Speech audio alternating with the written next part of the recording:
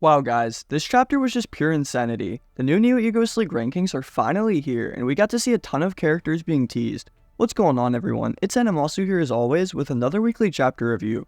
We're going to be taking a look at Blue Lock's 240th chapter today, titled Triple Jump Up. I'm sure you already know the vibes. If you enjoy the content and want to support your local Blue Lock YouTuber, please make sure you're subscribed to the channel, commenting on my videos, and even join the community Discord if that interests you. Channel members and Nitro boosters also get access to sneak peeks and other cool stuff in the Discord, so just figured I'd let you know that.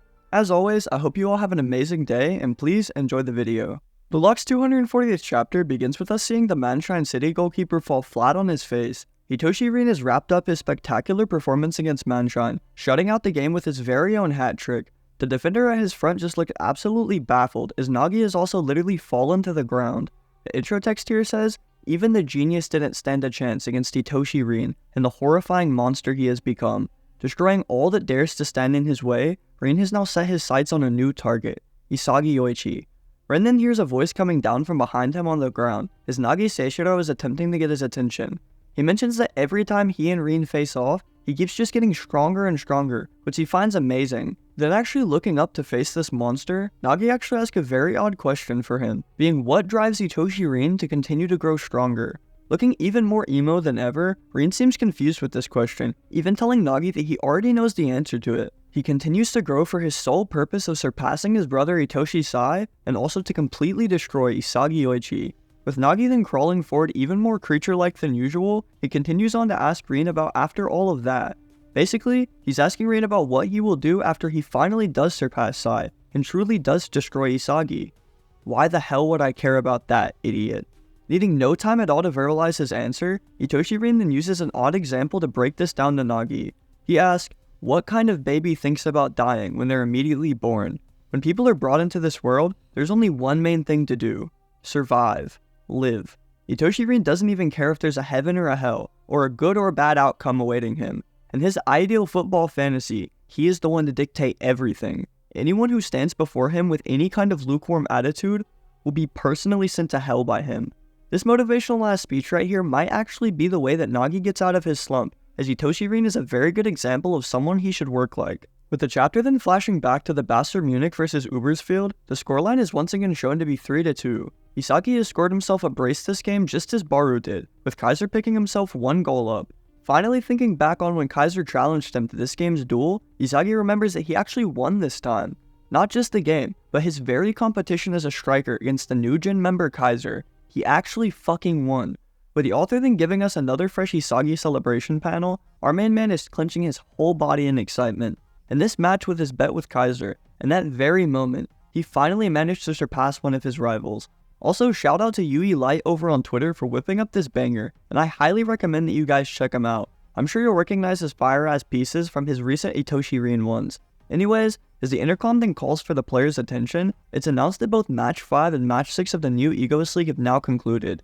In addition to broadcasting the results of each match to every single stratum, the auction rankings will also be announced here. With 29 players now having bids from various different clubs, everyone is watching in anticipation as 29th through 24th place are then listed.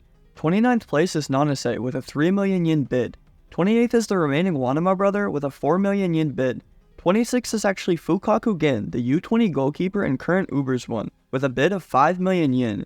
Hiragi and Neo are next at 26th and 25th place, with a 5 and 6 million yen bid each respectively. Also, the last player in this range that's shown is Zantetsu in 24th place with a now 8 million bid. Some of the reactions are then shown as Nanase and the Wanama brothers seem to be shocked to even make it. Zantetsu, however, is aware that his value is comparatively low, as the announcer then goes on to list the top 23. I'm just going to quickly try to go over these because I'm sure most of you can read the board. 23rd is Tokimitsu at 10 million. 22nd is Hayate at 12 million. Darai is at 21st with 15 million. Raichi at 20th with 18 million. Hiyori and Sendo are actually tied at 18th and 19th with 20 million. Atoya is 17th at 22 million. Karasu is 16th at 24 million. Shido is 15th at 25 million. Nico is 14th with 30 million. Gagamaru 13th with 32 million. And finally Corona at 12th with 34 million. Tokimitsu, Raichi, and Corona's reactions are all then shown to be excited, with Yohiri as well saying that 20 million is good enough for now. Like my brother, you just jumped from absolutely zero value to now 18th on the board. Be thankful, my god. The top 11 are then finally shown as well, with it even showing the clubs who were offering.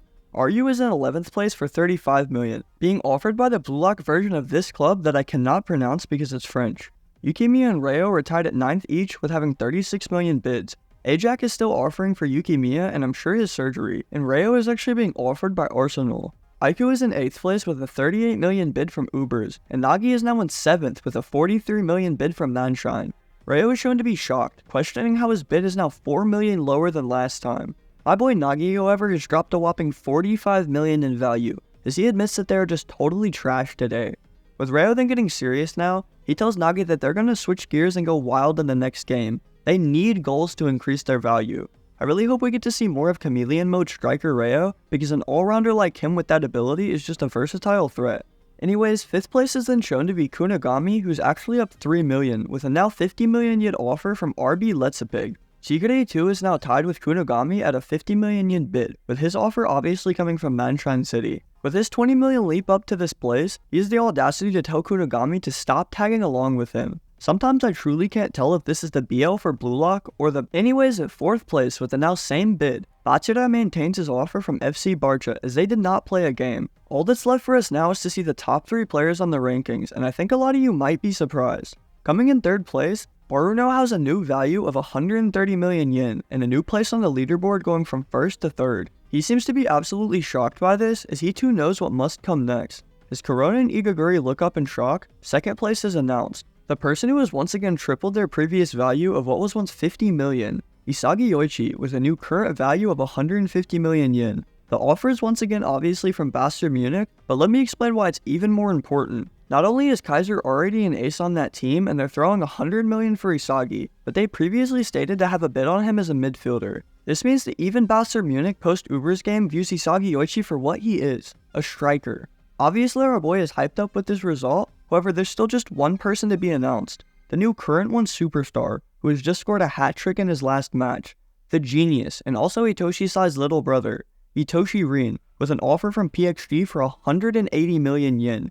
As we get a panel here of Itoshi Rin glancing up at his new offer, Tokimitsu, Nanase, and Zantetsu are all shown too to be out on the field. I believe this is the author confirming to us alongside their bids that they will play in the next game, and I really can't wait to see that. What PXG player are you guys most excited to see once again? A close-up panel too is then shown of both Itoshi Rin and Isagi Yoichi, as Rin has once again overtaken his rival by leaping one step ahead. Isagi is frustrated that he somehow is always surpassing him, and always standing in his way. Now the chapter then gets even crazier, as Isagi's other rival Michael Kaiser also receives a new offer.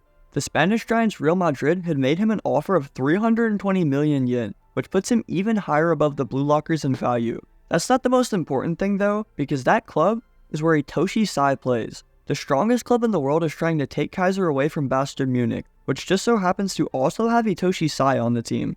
Could this be some foreshadowing for the U20 World Cup arc, where Isagi and Rin have to work together against their rivals? Do you guys even think that Itoshi Sae and Kaiser would work well together, or would their egos just end up conflicting? Of course Ness has to go absolutely crazy with the celebration, screaming over and over about how Kaiser did it. He is now one step closer to becoming the best striker in the world, so their time in the NEO EGOIST League was worth it. While saying that Kaiser will become Real Madrid's new ace, Kaiser straight up tells him to shut up, while also calling him a fucking idiot. Ness being hurt to his core is just standing there in confusion, as Kaiser begins to claw at his neck. He doesn't care about this 320 million or even going to Real Madrid. All that matters right now is that he views and feels himself to be a trash player who's nothing but inferior to Isagi. I mean, I know Rin is obsessed, but our MC has got Kaiser going feral. His veins are all bulging out, scratching his tattoo and cracking his knuckles. Kaiser refuses to let it in like this. Of course, it even cuts into Rin saying that he will destroy Isagi to parallel these two psychopaths and their unhealthy obsession. The chapter then thankfully goes back to Isagi as we get his contrasting view on his bid. He sees it as he's only worth less than half of Kaiser and he still couldn't surpass Rin, coming second once again. He knows that in this match against France's PXG, it will be his very last match and his very last chance to surpass these two. With the author then hitting us with another awesome panel this chapter, Isagi exclaims that he's done coming in second place to these monsters. What he wants more than anything now is that top spot, so he can then go become the best player in the world.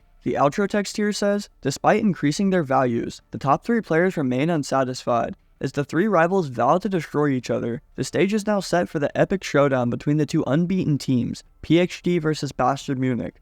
Now, does this actually spoil the upcoming results of the PXG versus Barcha match? Because the outro text here says, between the two unbeaten teams. As you can see here though, PXG still have their matchup against FC Barcha before even facing Bastard Munich. Now also another funny thing in this chapter, Itoshi Rin's value basically jumped 100 million from his hat trick, just like Barou. But he also jumped a bit more near the same amount that Nagi lost. I think it was Clamp I saw that pointed this out, and I just had to share it because Itoshi Rin basically took Lil Bro's bans.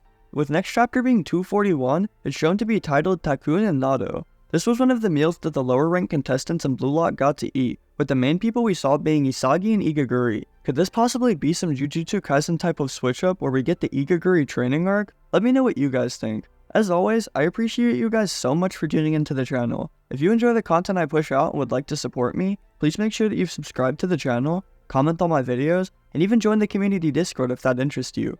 Nitro Boosters and channel members do get sneak peeks into my future videos, so just letting y'all know that. I hope every one of you has an amazing day, and I'll see you next video.